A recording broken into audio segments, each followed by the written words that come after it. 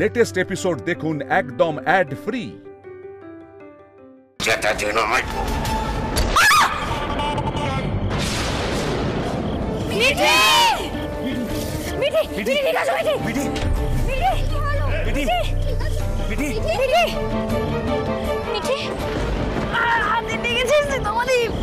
আমি ঠিক আছি।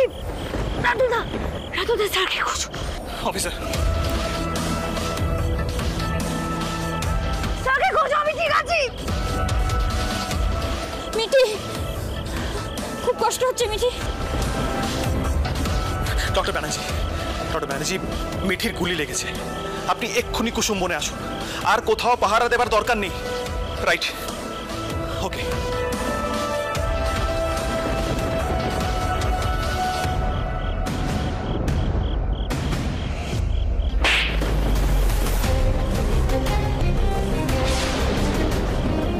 একটা সেন্টেন্সে উত্তর দেবে।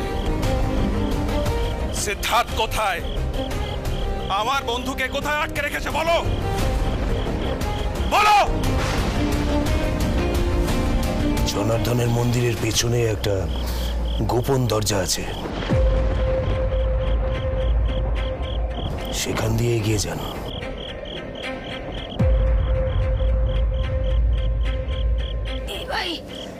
দিদিভাই, আমি ঠিক আছি। দিদিভাই, আমাকে নিবে এমন না। স্যারের খোঁজ করো দিদিভাই। আমি ঠিক। মিঠি,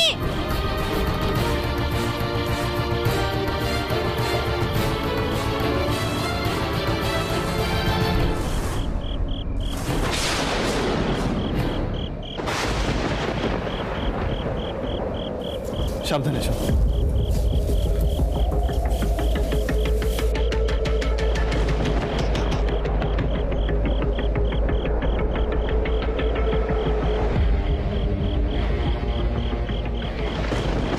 এই তো রুদ্রবাবু, বলছি মিঠি ম্যামকে আপাতত আমি ফার্স্ট এড করে দিয়েছি, কিন্তু উনি একটা ট্রমার মধ্যে আছেন, তো কলকাতায় ফিরে ওনাকে কয়েকদিন নার্সিংহোমে রাখতে হবে, বুঝলেন। আপাতত কোনো চিন্তা নেই, এখন থানায় একটা ঘর ব্যবস্থা করে ওনাকে বেড অ্যারেঞ্জ করে দেওয়া হয়েছে। বলছি মিস্টার মোদকের কোনো খোঁজ পাওয়া গেল? কেশব সাধু তো বললো জনার্দনের মন্দিরের পেছনে মিষ্টির বাবাই আছে। কই, এখানে তো কিছু নেই। দ্যাটস স্কাউন্ড্রেল কেশব সাধু। আমি মিস্টার লাহিড়িকে ফোন করে এক্ষুনি ওই কেশবকে নিয়ে আসতে বলছি। এক মিনিট, এটা কি? সবাই এসো। এটা কি দেখো?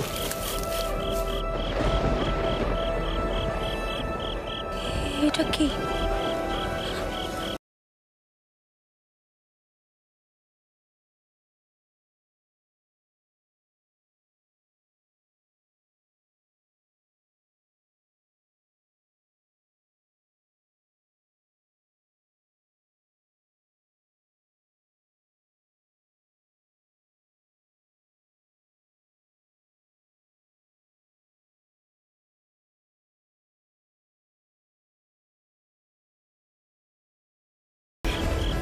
আমি করছি।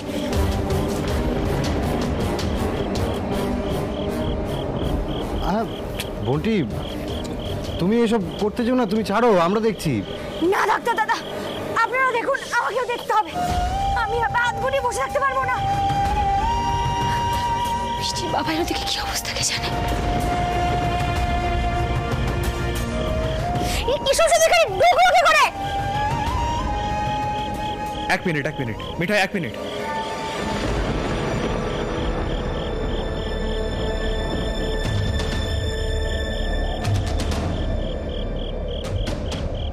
সবাই একটা জিনিস নোটিস করো, দেখো এই মাটিটা বেশ আলগা লাগছে। তার মানে আমরা যেভাবে ঢুকছি, কেশব সাধু মিষ্টির বাবাইকে নিয়ে সেই একইভাবে ঢুকেছে এখানে। আর তখন নিশ্চয়ই দাদাভাই অজ্ঞান ছিল। হ্যাঁ, না হলে কেশব সাধুর পক্ষে এ কাজ সম্ভব হতো না।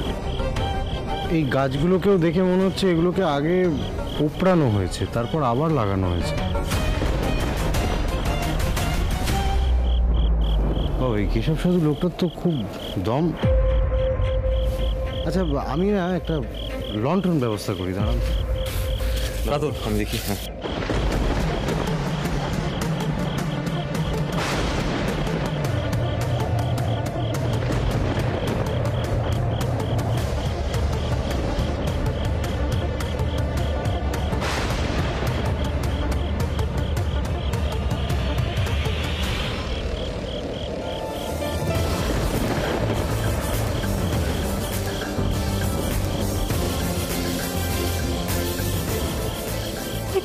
দরজা দাদা ভাই সিড সিড তুই কোথায়? সারা দে সিড। কোথায় মিষ্টির বাবাই? পুলিশ দাদা, মিষ্টির বাবাই তো এখানে কোথাও নেই। দাদা ভাই, দাদা ভাই তুই কি শুনতে পাচ্ছিস? তো কাণ্ড করে আমরা এই ঘরটার খোঁজ পেলাম, দাদা ভাই কোথায়? স্কাউন্ডার কেশব সাধু হ্যাজ লাইড। রুডিদা, ও মিথ্যে বলেছে আমাদের।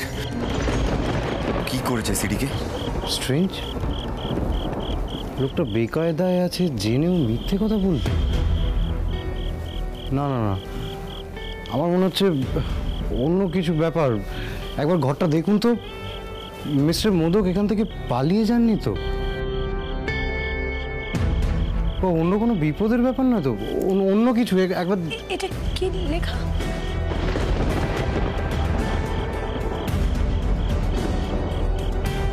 এটা তো সিডের হ্যান্ডরাইটিং। শ্রীনিবাব, রাতুল দেখো তো, এটা সিডের হ্যান্ডরাইটিং না? কি লেখা আছে?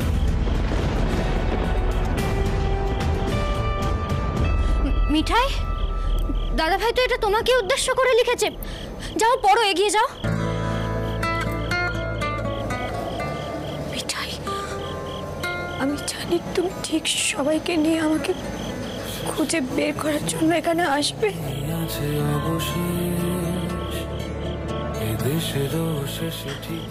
আমি ভালো আছি, বেঁচে আছি, সুস্থ আছি।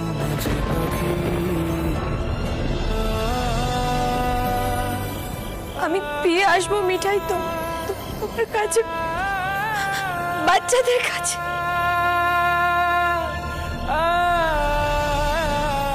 I will be back very, very soon.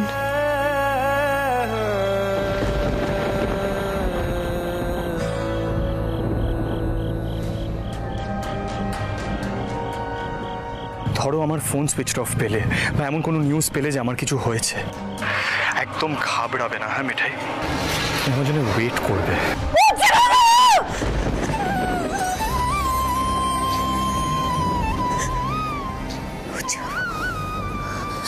এই কথাটা তো আমাকে বলে চলে গিয়েছিল,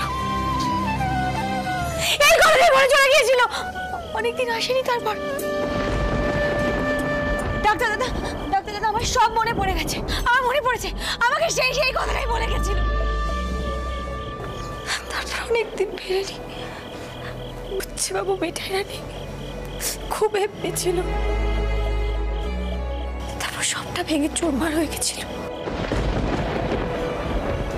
কিন্তু হচ্ছে বাবু আবার কেন চলে গেল?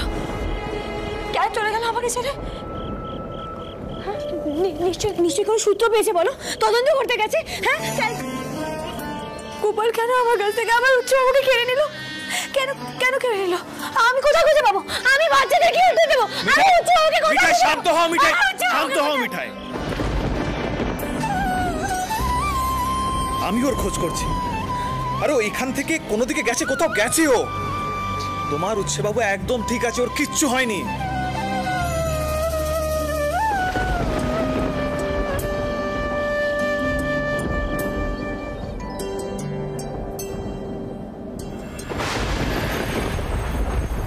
হ্যাঁ, আমি খবর পেয়েছিলাম যে জনার্দনের মন্দিরে সোনা পোতা আছে, জমিদার বংশের সোনা। যে সোনা জমিদার বাড়ির তরফ থেকে জনার্দনকে দান করা হয়েছিল। আর সেই সময় জমিদার বাড়ির সেবায়েতরা সেই সোনা রক্ষণাবেক্ষণ করতেন।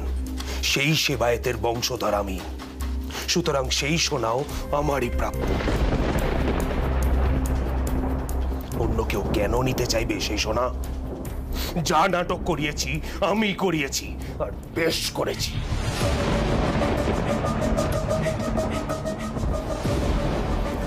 যা হয়েছে সবই জনার্দনের ইচ্ছে হয়েছে। জয় জনার্দন। জনার্দনকে কেন টানছেন আপনি মাঝখানে? জনার্দন আপনাকে বলেছিলেন মিঠিকে জনার্দন সারাতে বলেছিলেন? আর আপনি তো মিঠিকে হিপনোটাইজ করেছেন, তাই না? এসব তাহলে এসব বিদ্যাও জানা আছে তোমার? অবশ্য সম্মোহন বিদ্যা যে কেউ অভ্যেস করতে পারে। মিঠিকে আটক করে ওকে বুঝিয়েছ যে ও জনার্দন, তাই তো? ভেবেছিলে মিঠিকে কাবু করে তোমার সব কাজ হাসিল হয়ে যাবে, কিন্তু হলো না। এটা তোমার জানা ছিল না যে মিঠি আমার বন্ধু সিডকে যোগাযোগ করবে। আর তারপর আমার দাদা ভাই এখানে এসে পড়ায়, কুসুম বনে রাত কাটাতে চাওয়ায় খুব বেকায়দায় পড়ে গেলে না? আচ্ছা এবার বলো তো, মিস্টার মোদককে তুমি কিভাবে বন্দি করেছিলে?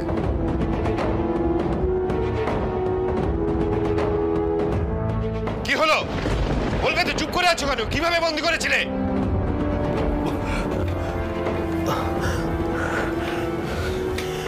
কুসুম বনে এক ধরনের পাতা পাওয়া যায়, যে পাতা খাবারের সঙ্গে মিশিয়ে খাইয়ে দিলে মানুষ অচৈতন্য হয়ে যায়। সেই পাতাই ওনার খাবারে মিশিয়ে খাইয়ে দিয়েছিলাম। সাংঘাতিক! তার মানে মিষ্টির বাবাইকে এভাবে অজ্ঞান করে মন্দিরের পেছনে আটক করে রেখে বোঝানো হলো যে জনার্দন জীবন্ত হয়ে উঠেছেন আর কুসুমপুরে বড় বিপদ।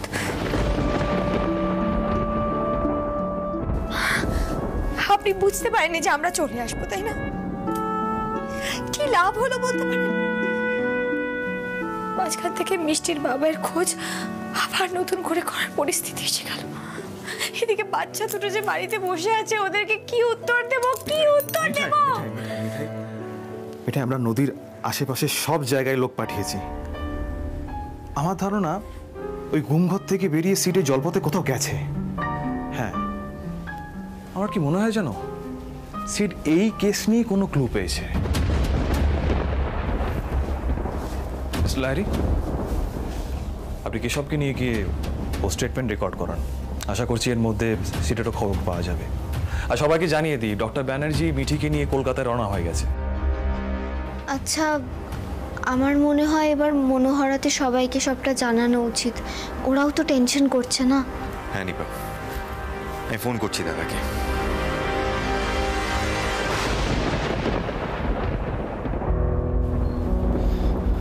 রাজীব, একবার ফোন করে দেখো না কুসুমপুরে কি খবর, ভাইয়ের ব্যাপারে কিছু জানা গেল কিনা। তারপর চলো কাল সকাল সকাল আমরা দুজনে বের হই। দেখো এইভাবে অপেক্ষা করে তো বসে থাকা যায় না। এই তো নন্দা আছে, তোরসা আছে, বাচ্চা দুটোকে দুদিন সামলে নিতে পারবে।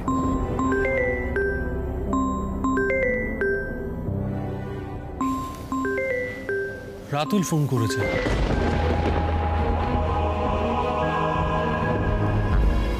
হ্যাঁ রাতুল বল।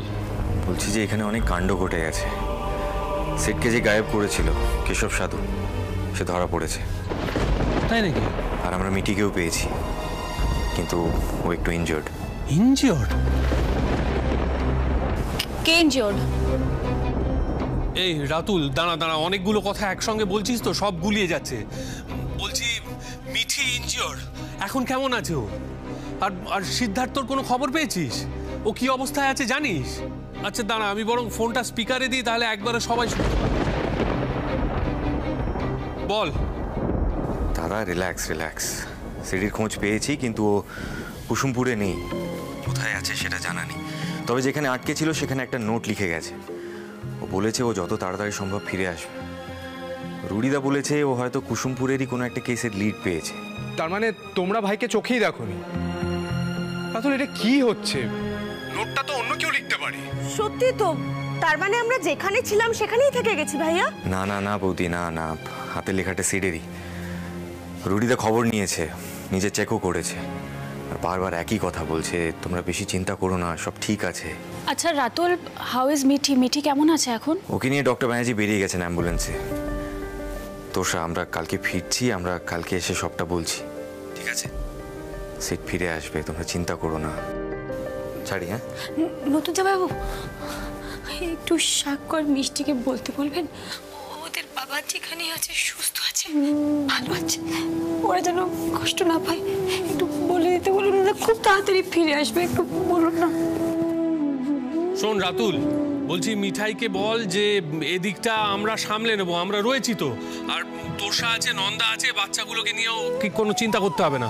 আর তোরা তো কালকে ফিরবি, তখন সামনাসামনি কথা বলা যাবে, বুঝতে পেরেছিস? আচ্ছা রাখছি।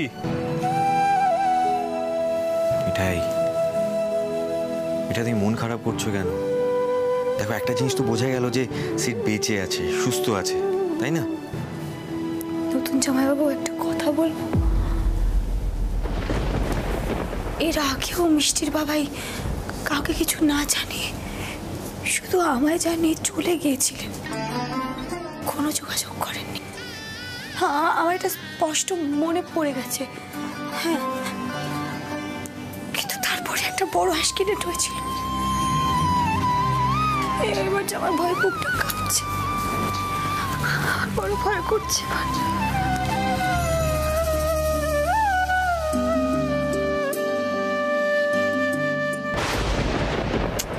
কি হচ্ছে কিছুই বুঝতে পারছি না।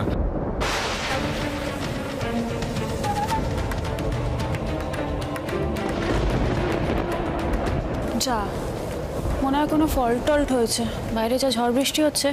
দাঁড়া, আমি মোমবাতি নিয়ে আসছি।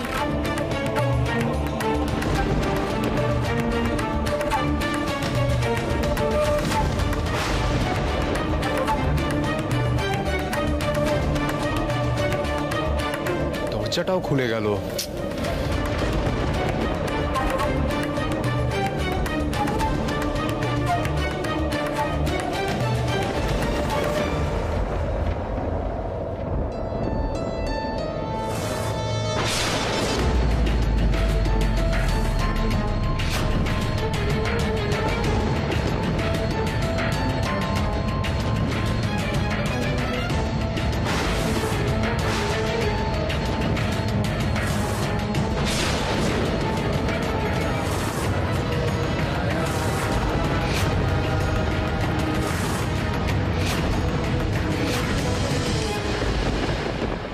কি হলো সোম, তুমি এত অবাক হয়ে কেন দেখছো আমাকে?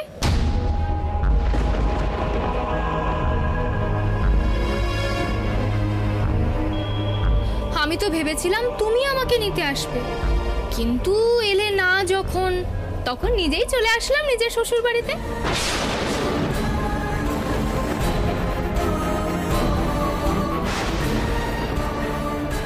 ভাই দাবে, আমাকে বরণ কে করবে? তোরসা নাকি তোমার বোন নন্দা? সোম,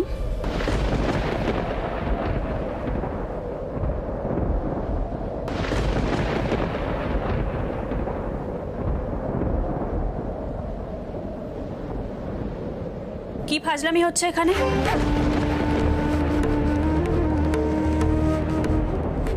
ওইভাবে আবার এ বাড়িতে?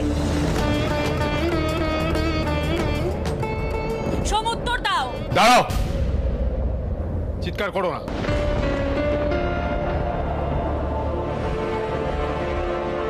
কি হচ্ছে সেটা ও বলতে পারবে। আর তোমার কি মনে হয় আমি ওকে এভাবে এই বাড়িতে আসতে বলেছি? আরে বাবা, তুমি আসতে বলনি বলেই তো আমাকে এইভাবে আসতে হলো। আসলে কি বলো তো তোরসা, সোম ভয় পাচ্ছে। তুমি তো অ্যাকচুয়ালি খুব একটা সোজা মেয়ে নও, যদি ওর জীবনটা বরবাদ করে দাও। তাই ও আসল কথাটা বলতে পারছে না ভয়ে। ডোন্ট ওয়ারি, আমি বলছি। আমি সোমের সন্তানের মা হতে চলেছি।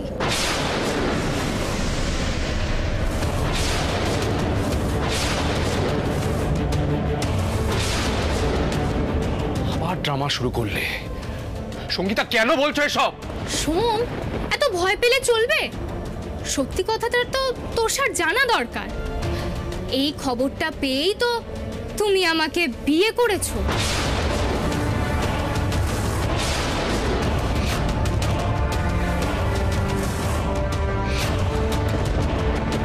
আর সেটা তুমি কাউকে বলবে না?